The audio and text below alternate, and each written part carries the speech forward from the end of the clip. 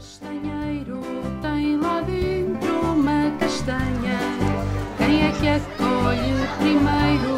Quem será que a apanha? Quem é que a colhe primeiro? Quem será que a apanha? As castanhas bem quentinhas sabem-nos sempre tão bem. No magusto da nossa escola ou lá em casa também. No magusto da nossa escola ou lá em casa também.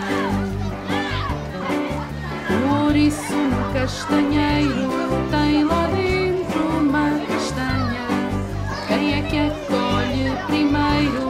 Quem será que a apanha?